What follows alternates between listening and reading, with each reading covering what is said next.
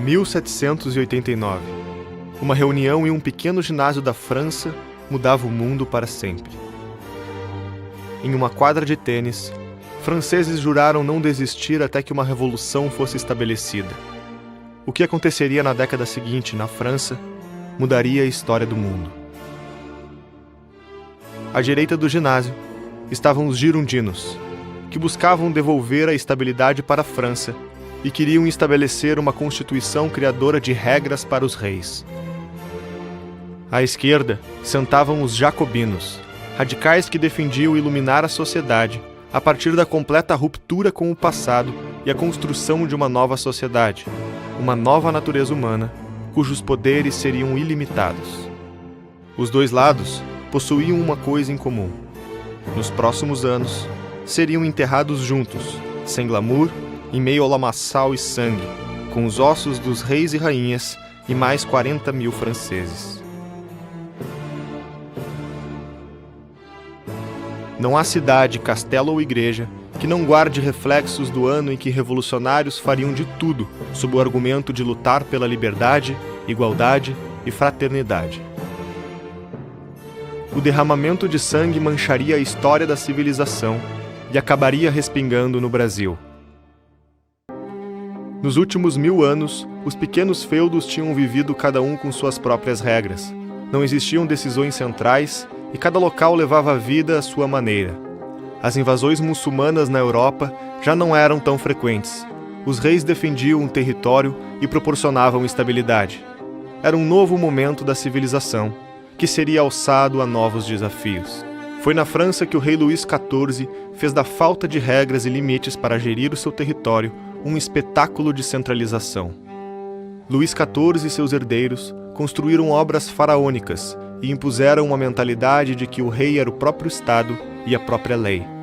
O período ganhou o nome de absolutismo, pela figura do senhor absoluto que era incorporada pelo rei. Esta postura semelhante à de um faraó do Egito Antigo parecia inadequada com a estabilidade que permitia indivíduos ascenderem economicamente pelo comércio.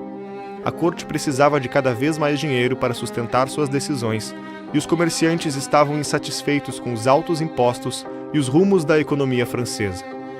O estopim foi quando a França, para enfrentar a Inglaterra, financiou a Revolução dos Estados Unidos, antiga colônia do Reino Inglês. Era o esgotamento da economia francesa e o início do fim. O que tudo isso tem a ver com o futuro da política mundial? Em meio à estabilidade francesa, alguns pensadores começaram a criticar o período que viviam e moldar a opinião do povo. Os aquecidos salões de debate em Paris dariam voz a uma biografia que não mais seria esquecida pela humanidade. O suíço Jean-Jacques Rousseau. Foi Rousseau que afirmou incansavelmente que o homem nasce bom e que a sociedade o corrompe. Junto de outros pensadores como Voltaire e Diderot, inaugurava uma nova era. Uma era com a crença de que a prosperidade e a propriedade privada destruíam o caráter da humanidade.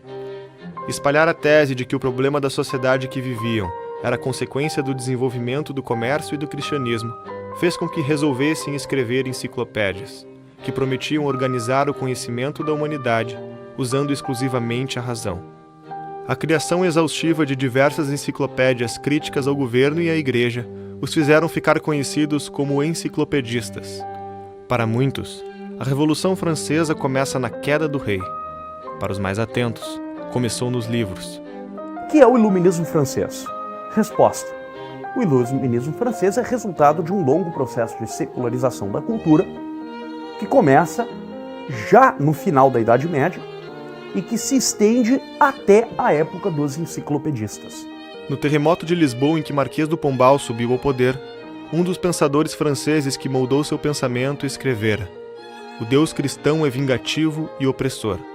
O projeto de dar fim à influência da religião e iluminar a nova era da razão era chamado de secularizar a cultura. Na Inglaterra, pensadores começaram a alertar as novas consequências trágicas de inventar novos direitos e querer construir a natureza humana jogando fora as tradições e religiões de forma arbitrária. Um novo governante não podia romper os direitos naturais de um homem, aqueles direitos que nasciam com ele: o direito à vida, à propriedade e a busca pela felicidade. os franceses resolveram ignorar e dar continuidade ao projeto de revolução. As linhas ideológicas que foram herdadas também não eram exatamente a mesma. Não é a mesma coisa você ter lido John Locke, por exemplo, e você ter lido Voltaire ou Rousseau. Certamente não é a mesma coisa. Você vê que a Revolução Francesa provocou horror na Inglaterra. Quando você lê o livro do Edmund Burke, Reflexões sobre a Revolução na França, o livro do Edmund Burke foi um sucesso danado. Todo mundo na Inglaterra ficou assustado com aquela sangueira da França. Bem, a Inglaterra já tinha tido suas sangueiras também, mas por outros motivos, por motivo religioso. Né? Uma coisa é você enforcar católico, outra coisa é você sair enforcando todo mundo aí. A crise econômica na França chegava no auge e o rei nomeia um novo ministro das Finanças para consertar o desastre, Jacques Necker. O rei escolheu Necker por acreditar que ele entendia as demandas do povo. Necker era simpático às novas ideologias e defendia uma nova ideia. O Estado devia garantir a comida do povo. Em meio à crise, fez com que o rei convocasse uma assembleia para receber as vozes revolucionárias e chegar a um acordo. Era a primeira vez em mais de um século que isso acontecia. No dia da Assembleia, um jovem eloquente chegava em Versalhes para lutar pelas ideias iluministas que ele aprendeu com Rousseau e Voltaire nos salões de Paris. A promessa de igualdade agora estava representada por uma voz poderosa, que até hoje gera calafrios na história da humanidade. Maximilien Robespierre. As cortes ficaram assustadas com as intenções violentas e revolucionárias e resolveram dar fim na Assembleia. Os revolucionários decidiram que não iriam parar, com ou sem o rei. Foram para um ginásio próximo e prometeram nunca desistir até conseguirem a Revolução. Neste dia, estava declarada a Revolução Francesa.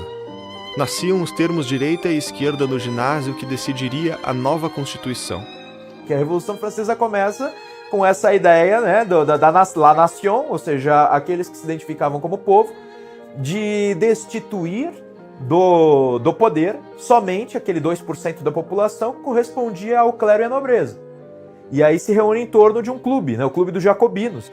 Os jacobinos eram também muitas vezes nobres, tá entendendo? Porque só fala, a revolta burguesa, você vai ver um por um lá, não é. Tinham alguns burgueses. Havia também os girondinos, que na verdade eram nobres e reformadores. Esse grupo tinha que se organizar, né? Porque não dá, o povo inteiro vai comandar, isso não existe. Esquerda e direita são termos razoavelmente simples se a gente for estudar a Revolução Francesa, ou seja, ali em 1789, quando você convoca a Assembleia, acho que já um pouquinho depois, você vai ter os três estamentos ali representados e que seria o equivalente aos nossos deputados de hoje, né, aquelas votações que a gente tem hoje, eles se dividem em dois grupos.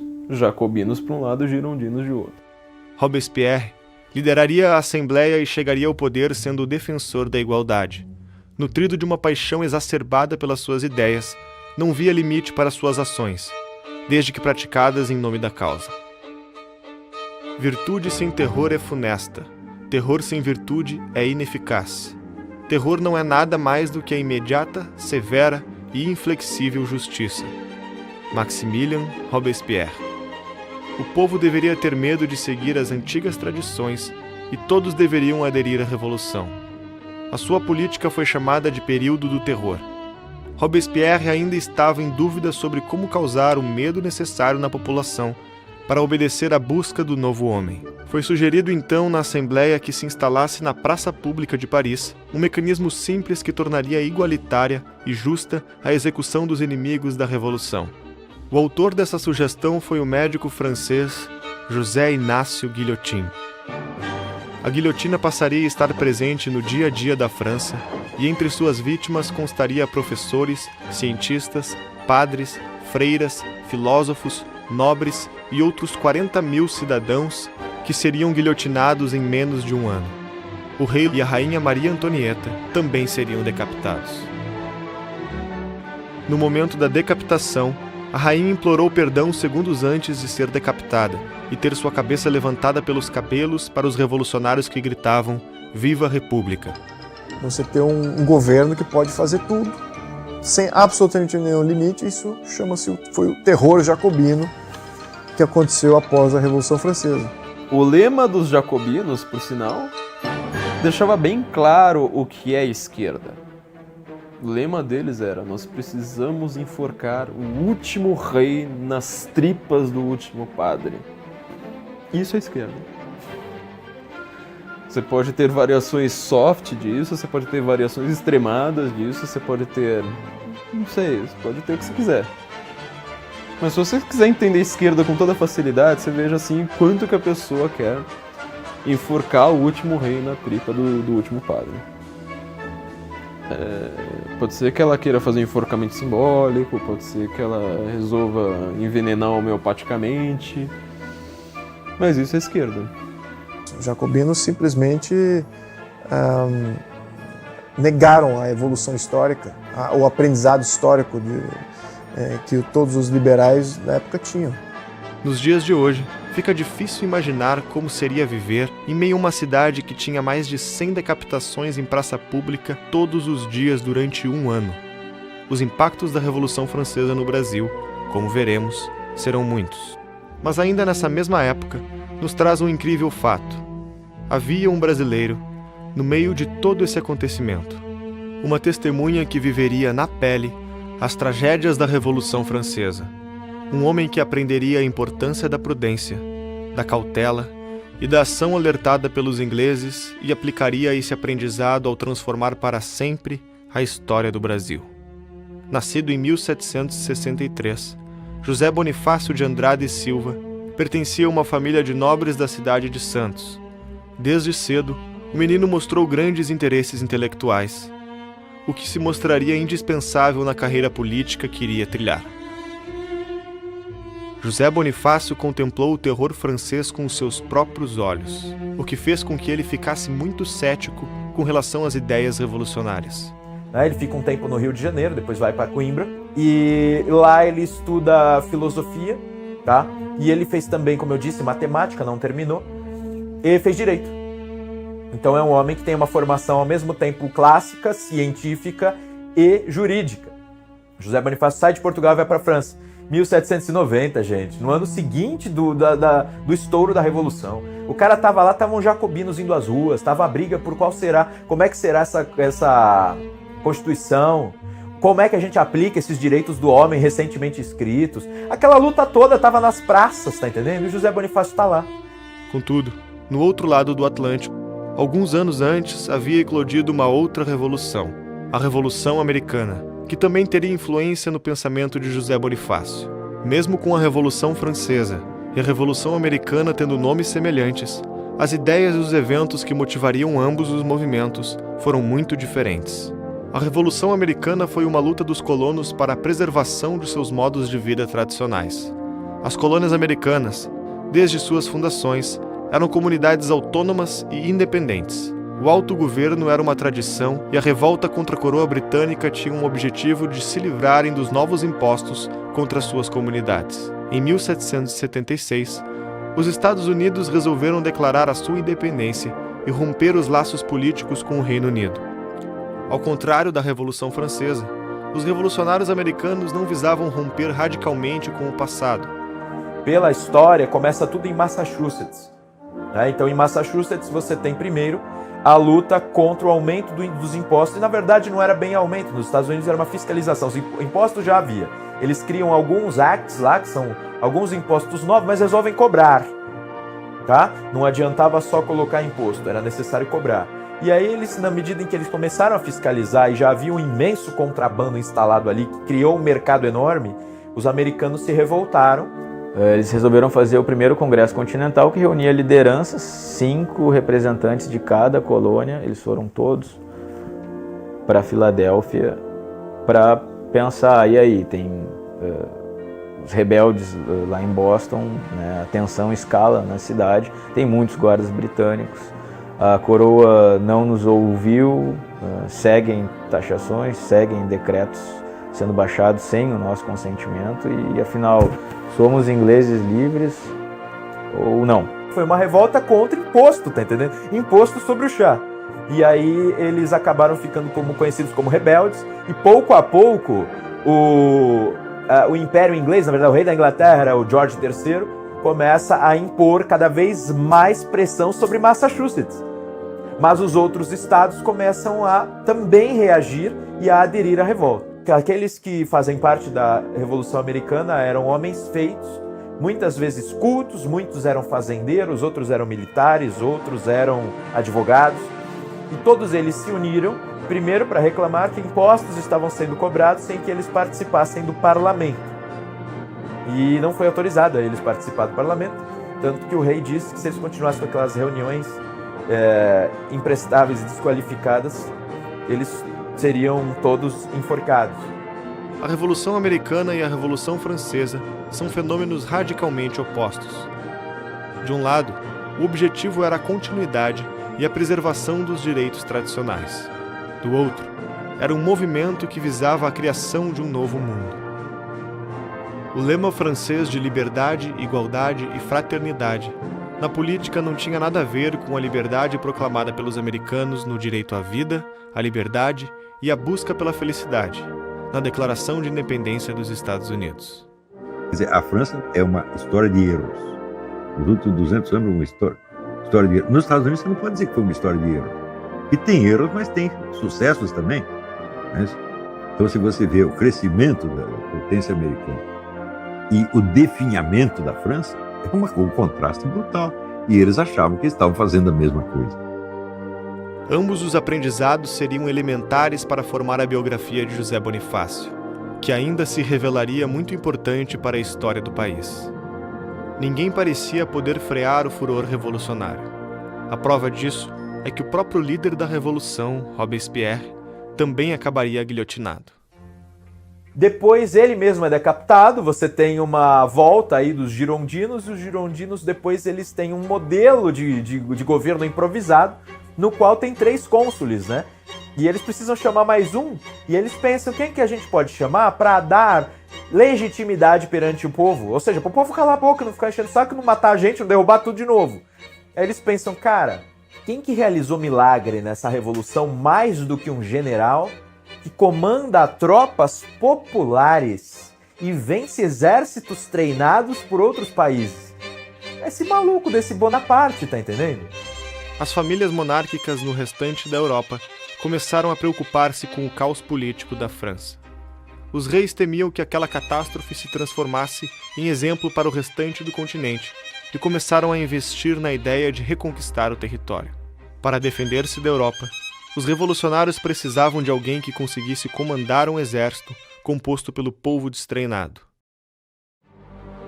É nesse momento que entra em cena um jovem oficial chamado Napoleão Bonaparte, antigo conhecido das lideranças revolucionárias, que já tinha participado de algumas batalhas, sendo tão decisivo para a vitória que o promoveram de capitão a general em 8 semanas, quando tinha apenas 24 anos.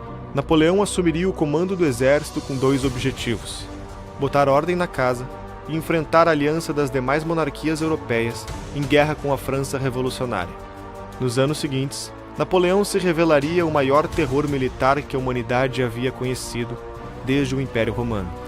Ele não só defendeu a França, como avançou seu território para o resto da Europa, impondo pela força dos canhões as ideias que a Revolução fracassara em colocar em prática pelos debates. O líder da liberdade e da igualdade destronou, prendeu e humilhou os reis do continente, colocando seus próprios parentes nos tronos dos reinos que havia destruído. Todos os governos europeus tinham sido afetados por essa convulsão política. A igreja foi perseguida e expropriada em vários países. Só na França, mais de 2.000 padres e freiras foram executados. O próprio Papa seria prisioneiro. Em 1807, o imperador francês era o senhor absoluto da Europa. Só não havia conseguido conquistar a Inglaterra e Portugal. Os ingleses evitaram o confronto em terra com os exércitos de Napoleão, que já tinham vencido no alto mar, quando a famosa Marinha Britânica destruiu as esquadras da França e da Espanha. Napoleão reagiu decretando o fechamento dos portos de toda a Europa ao comércio de produtos britânicos. Suas ordens foram imediatamente obedecidas por todos os países, com uma exceção: Portugal. Por esta razão, tropas francesas marcharam em direção à fronteira pronta para invadir o país e destronar o seu príncipe regente, dando fim à dinastia de Bragança. Dom João tinha duas alternativas amargas e excludentes. A primeira era ceder às pressões de Napoleão e adquirir o bloqueio continental, tornando-se aliado da França e declarando guerra contra a Inglaterra, e a segunda, aceitar a oferta dos aliados ingleses. Era o mais temido general da história que o pequeno Império Português teve de enfrentar. Portugal e Inglaterra lutaram de braços dados desde sua fundação, quando os cruzados ingleses ajudaram o jovem Dom Afonso Henriques, primeiro rei de Portugal, a reconquistar a terra tomada pelos mouros. Por muitas vezes, os dois países seriam grandes aliados. Agora, era hora de honrar o berço e ajudar os ingleses a expulsar os revolucionários. Enquanto fingia aceitar o ultimato da França, Dom João negociava com a Inglaterra uma solução diferente para o impasse. E o que ele fez? Foi preparando longamente uma retirada estratégica brilhante, ao mesmo tempo jogando com os franceses, com os ingleses, etc. Ele era muito esperto. O plano de ir para o Brasil parecia imprudente. Embora os europeus dominassem colônias imensas em diversos continentes, até aquele momento nenhum rei havia colocado os pés em territórios ultramarinos para uma simples visita, muito menos para ali morar e governar. Era, portanto, um acontecimento sem precedentes. Já era antiga a ideia de transferir a corte para o Brasil, proclamando o rei imperador do Ocidente e indicando um vice-rei para governar Portugal. A existência de planos tão antigos explica por que a mudança da corte para o Brasil deu certo em 1807. Foi uma estratégia nem tão improvisada como geralmente nos contam. A decisão já havia sido tomada e analisada diversas vezes por diferentes reis, ministros e conselheiros ao longo de quase 3 séculos. Em certo momento, quando as tropas francesas, chefiadas pelo general Junot, estavam às portas de Lisboa, nas colinas que circundam Lisboa, estavam no ponto de conquistar Lisboa e prender o rei, eles viram as naus portuguesas que cá vinham. Daí vem a expressão que a gente usa no Brasil: fulano ficou a ver navios. A origem dessa expressão é essa. As tropas de Napoleão ficaram a ver navios. Como afirma o historiador Oliveira Lima, de que outra forma se explica que tivesse havido tempo para, depois do anúncio da entrada das tropas francesas no território nacional, embarcar uma corte inteira com suas alfaias, baixelas, quadros, livros e joias? Se ele ficasse, o Napoleão Bonaparte invadia, destroná-lo, e era capaz que a Casa de Bragança também perdesse legitimidade. A Revolução buscava levar para o túmulo toda a memória do Ocidente e do Velho Mundo.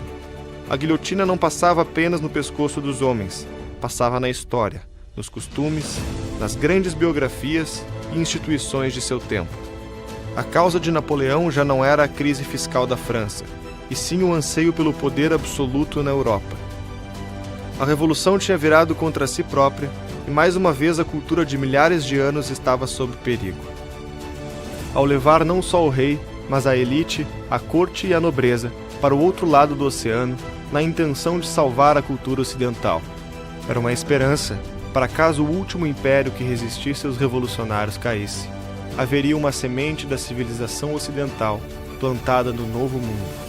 No dia 16 de novembro, a Marinha Britânica apareceu na foz do Rio Tejo, em território português, com 7.000 homens para proteger o embarque da família real portuguesa e escoltá-la até o Brasil. Portugal foi invadida por 50.000 soldados franceses e espanhóis que caçavam a corte, enquanto ela zarpava rumo ao Novo Mundo e os deixavam a ver navios. Napoleão, certa feita, disse que ele respeitava 3 grandes generais. O general russo, Inverno, o general que o derrotou em Waterloo, né? E Wellington, e ainda o príncipe regente português. Ainda remata, foi o único que me enganou. É o único monarca que não foi destronado por Napoleão, daqueles que Napoleão resolveu invadir. Ele simplesmente disse: não vai conseguir. Agarrou tudo e atravessou o Atlântico. Quero ver agora você ver. Então, ele venceu. Foi o único que me enganou. Napoleão Bonaparte. Em suas memórias escritas pouco antes de morrer no exílio na ilha de Santa Helena, referindo-se a Dom João VI, rei do Brasil e de Portugal. A vinda de Dom João VI para cá não foi um ato intempestivo, mas algo que já estava em cogitação, né, de que o nosso país se tornasse sede da monarquia portuguesa. Quando uma pessoa estrategicamente muda a capital de uma área do país para outra área do mesmo país, não é uma fuga, é uma transferência por razões estratégicas, para evitar ser capturado, como foi capturado o rei de Espanha, ficou prisioneiro de Napoleão, né? E vários outros reis europeus que ficaram nessa circunstância. Quando Dom João VI sai de Portugal e vem para o Brasil, ele tornou Portugal inconquistável, mesmo que fisicamente ocupado. Se lembra um pouco o jogo de xadrez, em que se você não tomou rei, você não levou a partida, né? Isso é um aspecto interessante, estrategicamente falando. Portugueses de Portugal escreviam para o rei e diziam que o futuro estava aqui no Brasil. O futuro de Portugal estava no Brasil.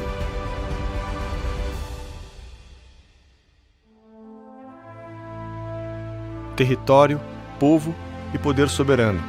São estes os três elementos essenciais para a formação jurídica de uma nação. Dos três, somente o último faltava para o Brasil soberano, quando aqui aportou a família real portuguesa. Nunca correio algum trouxe notícias mais tristes e ao mesmo tempo mais lisonjeiras. Enquanto as lágrimas corriam dos olhos de todos, e muitos ficaram sem poder articular uma só palavra ao ouvir tão apavorante novidade sobre a invasão em Portugal. Ao mesmo tempo, se grandes eram os motivos de mágoa e aflição, não menores eram as causas do consolo e de prazer. Uma nova ordem de coisas ia principar nesta parte do hemisfério. Esse era o encontro de dois mundos até então estranhos e distantes. O povo do Rio de Janeiro fez questão de prestar todas as homenagens que estavam ao seu alcance. Uma coisa única, você trouxe, com virtudes e erros, mais 15 mil pessoas, você transferiu a cabeça do Império Português para o Brasil. Onde está o José Bonifácio nisso? Ele não quis vir. Ele ficou para pegar em armas contra as tropas francesas. Então José Bonifácio luta, a princípio ele ajuda, ele é o responsável por um corpo acadêmico. Ele pega o pessoal de Coimbra, estudantes e professores, forma o corpo acadêmico, ajuda com munições, afinal ele entendia de minério, e ao mesmo tempo ele vai à guerra. Mas ele vai à guerra, o pessoal não tinha pretensão de que ele fosse exercer um grande papel. Ele ia à frente, parecia um suicida. A história do Brasil nunca mais seria a mesma. Era hora de colocar mãos à obra. Os planos eram grandiosos e havia tudo para fazer no Brasil. Estradas, escolas, tribunais, fábricas, bancos, moeda, comércio, imprensa, biblioteca, hospitais e comunicações eficientes. Nada disso funcionava como no Velho Mundo. Dom João teve pressa. 48 horas depois de desembarcar no Rio de Janeiro, organizou seu novo gabinete e fundou o primeiro ministério, com a função de criar o país a partir do pouco que se tinha. Era hora de construir o sonhado Império Americano de Portugal. Dom João VI tinha trazido o tesouro da coroa portuguesa, equivalente a 220 milhões de libras esterlinas. As novidades e os investimentos começavam a aparecer em uma velocidade sem precedentes. Bom, e Dom João VI aqui chegando, ele deu-se conta, e tanto ele aqui lançou todos os fundamentos da nossa nacionalidade. Foi o Dom João VI que aportou aqui, trouxe a noção e construiu aqui noção de Brasil, noção de nação. Ele criou a Academia Militar. Vai Agulhas Negras, no hall de entrada da Academia Militar, tem um busto de Dom João VI, que é considerado fundador da Academia Militar, a Escola Naval. Ele nunca teria criado uma Academia Militar ou uma Escola Naval se ele quisesse que o Brasil continuasse dependente de Portugal. Porque não quereria que o Brasil tivesse um exército próprio, uma oficialidade própria, militares com uma autonomia, etc. O Banco do Brasil. O Banco do Brasil, o primeiro banco da história de Portugal. E assim foi a Biblioteca Pública, foi o Dom João VI, Jardim Botânico, as primeiras universidades. Do ponto de vista cultural, o legado português que já havia sendo construído desde 1500, ele é consolidado com a vida da família real, que nos traz a biblioteca, né? Nos traz modos de comportamento, modos de linguagem, hábitos, modos de leitura que eram próprios da monarquia portuguesa, eram próprios da corte. Os brasileiros não tinham acesso a isso até a chegada da família real. Por mais que tenham vindo ao longo da nossa história representantes do governo português e eventualmente nobres, não é a mesma coisa quando você tem uma corte instalada no Brasil. Então, do ponto de vista cultural, isso é uma abertura enorme para quem estava aqui. É possível observar a sofisticação dos hábitos da sociedade carioca ao ler os anúncios publicados na Gazeta do Rio de Janeiro a partir de 1808. No começo, eram oferecidos serviços e produtos simples, reflexo de uma sociedade fechada para o mundo. Tratava-se de aluguel de cavalos e carroças, venda de terrenos e casas, e alguns serviços básicos, como aulas de catecismo, língua portuguesa, história e geografia. De 1810 em diante, o tom e o conteúdo dos anúncios mudava de forma radical. Em vez de casas, cavalos e escravos, passavam-se a oferecer pianos, livros, tecidos de linho, lençóis de seda, champanhe, água de colônia, leques, luvas, vasos de porcelana, quadros, relógios e uma infinidade de outras mercadorias importadas. Ele veio para cá, trouxe a corte, trouxe a cultura, trouxe os livros, trouxe dinheiro, trouxe tudo de lá para cá. E aqui ele construiu, fundou todas aquelas coisas que são essenciais num país que nós não tínhamos.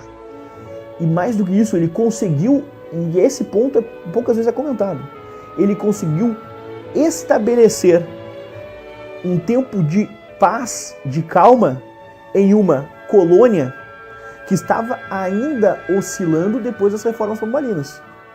A decisão mais importante foi a abertura dos portos para comércio com outras nações. Já no Rio de Janeiro, concebeu liberdade de comércio e de indústria no Brasil. Era o fim do sistema colonial. Ele abre o comércio, é uma das primeiras medidas de Dom João.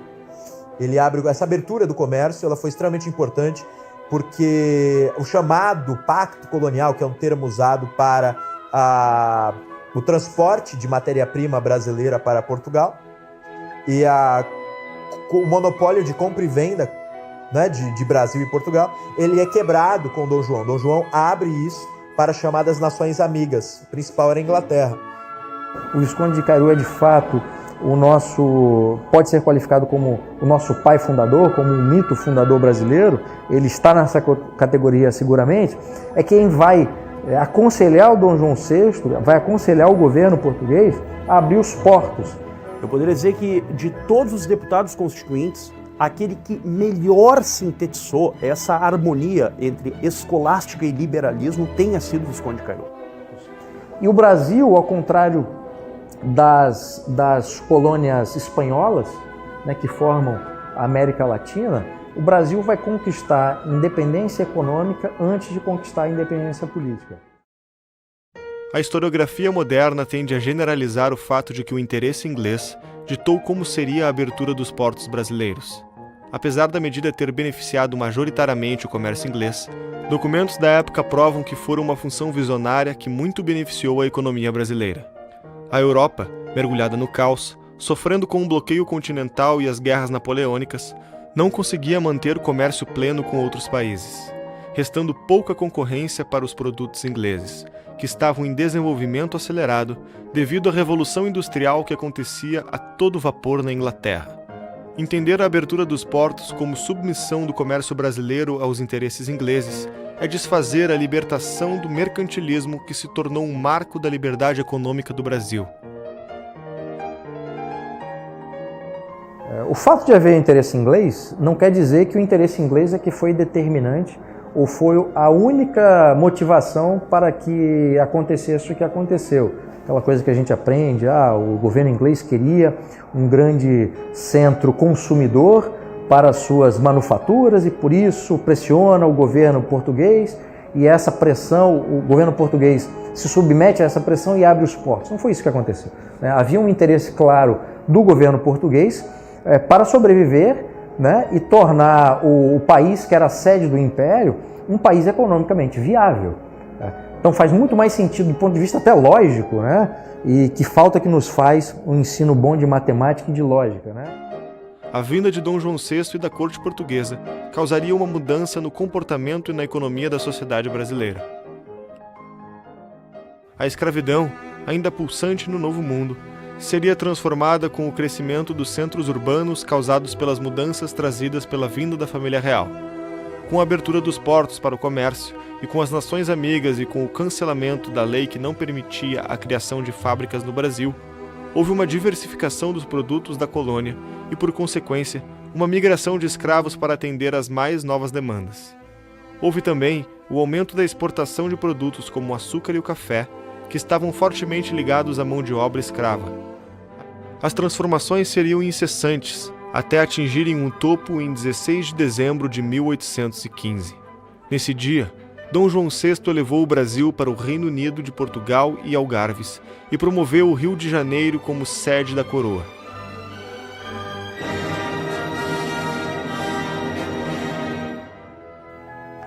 Dom João VI consegue congregar dentro de nossa história ações que fizeram no Brasil ícone.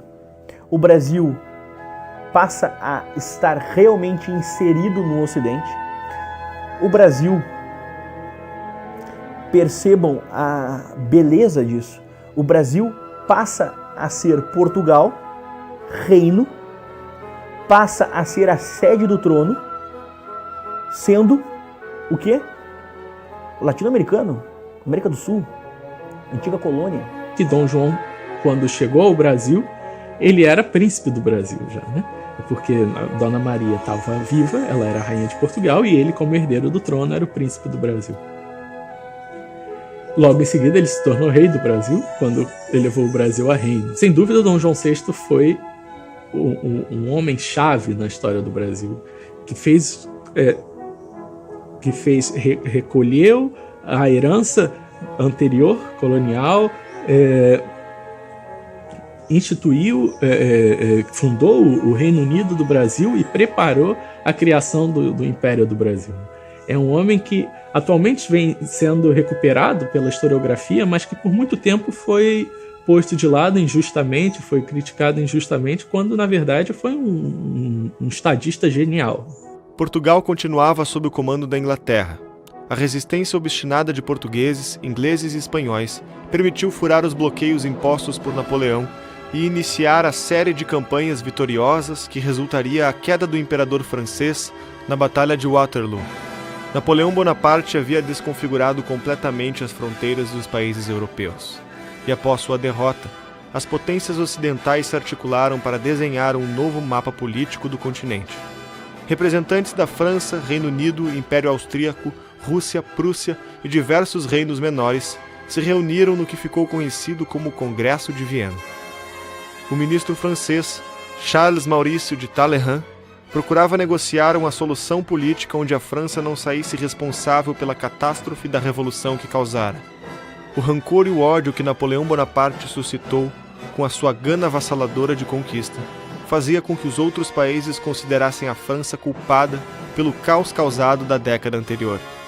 A situação do ministro francês era complicada. Portugal encontrava-se ocupada pela Inglaterra. Portanto, ela decidiria as questões por Portugal, que não teria sequer o direito de contestá-las, uma vez que o seu rei encontrava-se do outro lado do oceano. Por outro lado, Talleyrand buscava aliados para votar em seu favor e precisava encontrar uma maneira dos países não execrarem a França como culpada. Foi quando alertou todos os perigos das revoluções, dizendo que o que aconteceu na França era apenas sinal de que estava por acontecer pelo mundo inteiro. Argumentou que o Brasil era a única potência monárquica do outro lado do oceano que poderia garantir a monarquia além-mar e aconselhou todo o Congresso a elevar o Brasil ao status de reino. Com a elevação, o novo Reino Unido de Portugal, Brasil e Algarves passaria a ser um membro votante do Conselho Europeu. As cortes acreditariam ter uma resistência contra as revoluções na América e a França ganharia um aliado. Talleyrand, para progredir com sua busca por bancada, se aproximou da família real da Áustria, a Casa de Habsburgo. Os Habsburgo tinham como filosofia casar as suas filhas para expandir o império. E a nova ideia era que casar com uma princesa portuguesa na América iria colocar os Habsburgo em novo patamar de poder mundial, reinando também do outro lado do oceano. Enquanto para Portugal seria a chance de ganhar um aliado forte e se reposicionar no jogo político internacional. Foi com essa visão em mente que surgiu a união entre a Casa de Habsburgo e a Casa de Bragança, propondo um casamento entre um descendente da família austríaca e um descendente da família real portuguesa. A aliança entre Portugal e a Áustria beneficiaria não apenas os dois países envolvidos, mas também a França. Com perspicácia inigualável, Talleyrand ajudou a negociar a união entre a Áustria e Portugal, fazendo com que a França diminuísse sua desvantagem no jogo de poderes. O mais genial dos políticos do mundo e da história foi o Talleyrand, Charles Maurice Talleyrand Périgord. É aquele cara que era bispo e era um devasso. Depois ele virou deputado pelo clero, no tempo do Luís XVI. Ele, na Assembleia, votou pela decapitação do Luís XVI. Aí depois, quando queriam decapitá-lo, ele foi para os Estados Unidos, ficou lá, ganhou um dinheirinho, voltou para a França e foi ser o grande chanceler do Napoleão. Mas no final brigou com Napoleão. E o Luís XVIII, que sucedeu Napoleão, o nomeou embaixador em Londres. Imagina que, na conversa ali, um dos ministros do rei, daqueles que não gostavam dele, na frente do rei, todos dizem assim: Sr. Talleyrand, o senhor podia nos explicar aqui quem é o verdadeiro Talleyrand? O bispo, o deputado da monarquia, o membro da Assembleia que votou pelas guilhotinas, o ministro do Napoleão, o inimigo do Napoleão, o embaixador aqui do rei. Qual é o Talleyrand que fica?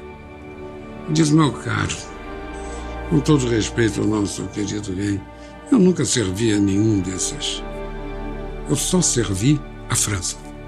A Leopoldina, ela é uma Habsburgo, tá? Que quando ela nasce, a família dela já desenvolvia todo um projeto de poder há séculos. Então, para vocês terem uma ideia, os Habsburgos, eles tinham um mote que era o AEOU, Austria Est Imperare Orbe Universi. O destino da Áustria é dominar o mundo, né? Ou pelo menos o mundo que se conhecia.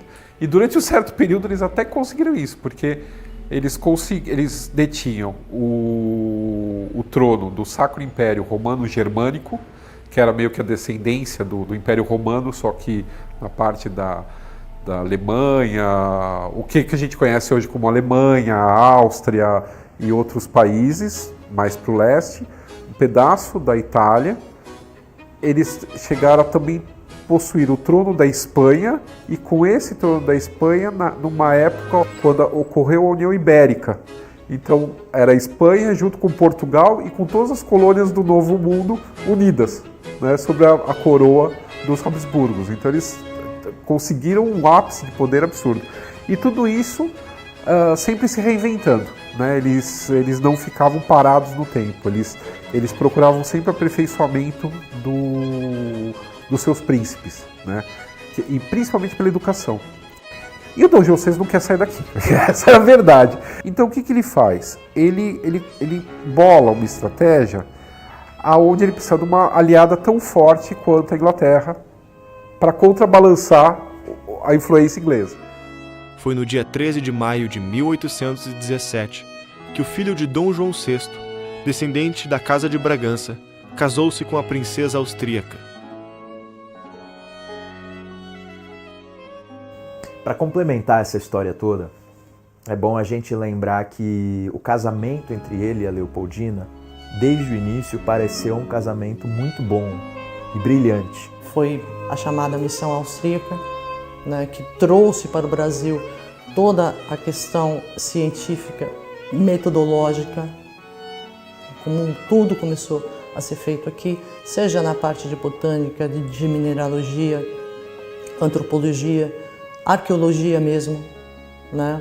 Paleontologia, várias áreas. O sonho de Dom João de construir um império nos trópicos parecia enfim estar realizado. Dentro de 2 anos, acontecimentos inesperados dos 2 lados do Atlântico o obrigariam a mudar de planos e reassumir o papel que o destino lhe havia imposto. Em Portugal, alimentava-se a esperança de que terminava a guerra com Napoleão. O rei retornaria a Lisboa. Dom João via seu futuro aqui, no Brasil, e acreditava que as chances de prosperar o país eram inéditas para o mundo. A Inglaterra temia a alternativa que, se a corte não voltasse, o clima de insatisfação em Portugal podia ser incontrolável e novamente aproveitado por revolucionários. Os temores ingleses se confirmaram, e o fantasma da Revolução Sufocada ressurgiu em 1820, na cidade do Porto. As sociedades secretas portuguesas naturalmente começam a se revoltar. Uma sociedade secreta que nasce lá no Porto se reúne e faz a famosa Revolução Liberal do Porto. Na manhã de 24 de agosto, tropas se rebelaram no Porto e declararam-se contra o domínio inglês e contra Dom João VI. Os constituintes queriam submeter a coroa, ou seja, submeter o rei à sua vontade. Eles queriam submeter o Brasil, queriam quebrar o Brasil em províncias desconexas e não mais ligadas, e interligar tudo isso a um centro em Lisboa que seria organizado por meio da sua Assembleia, ou seja, do seu parlamento. E ele foi num processo absolutamente estúpido das cortes portuguesas de querer fazer aquela marcha ré no tempo, ou seja, fazer com que o Brasil voltasse a ser uma colônia de Portugal, porque realmente era uma coisa que mandava muito dinheiro para Portugal, enfim, era bastante interessante do ponto de vista dele. Alguns autores interpretam que era uma tentativa de recolonização. Não poucos autores e muitos intérpretes da época pensavam assim. 3 dias depois, foi estabelecida a Junta Preparatória das Cortes. Era um conselho de Estado previsto no regime português, que havia se reunido pela última vez mais de 120 anos antes. Sua simples convocação levanta o fantasma da guilhotina francesa. E nesse momento sentiu que a autoridade dele estava sendo restringida, ou seja, a ideia de que as províncias deviam se dirigir diretamente a Lisboa e não mais ao Rio de Janeiro, enfim. A Revolução Francesa, você pode dizer, começa lá no dia em que eles destroem aquela prisão, a Bastilha. A rigor, a Revolução Francesa estoura mesmo quando eles fundam um treco chamado Assembleia Nacional Constituinte. Tá entendendo? Então, fundação de Assembleia Constituinte dá tremedeira, hein, rei? Vai dar treta. Os revolucionários portugueses exigiam que a corte voltasse do Brasil, lugar que chamavam de terra dos macacos, dos pretos e das serpentes. Quando teve notícias do conflito, Dom João VI mais uma vez teria que tomar a decisão que o destino lhe trouxe. Se voltasse para Portugal, perderia o Brasil, que eclodiria em revolta seguindo os rumos das colônias espanholas vizinhas. Se permanecesse no Rio de Janeiro, perderia Portugal e poderia condená-lo a uma nova tragédia dos eventos revolucionários, que pareciam imparáveis. Você arriscaria perder a sua cabeça? Diante de uma revolução dessa? Você arriscaria perder o trono? Arriscaria jogar a casa de Bragança no lixo? Então, era muita responsabilidade.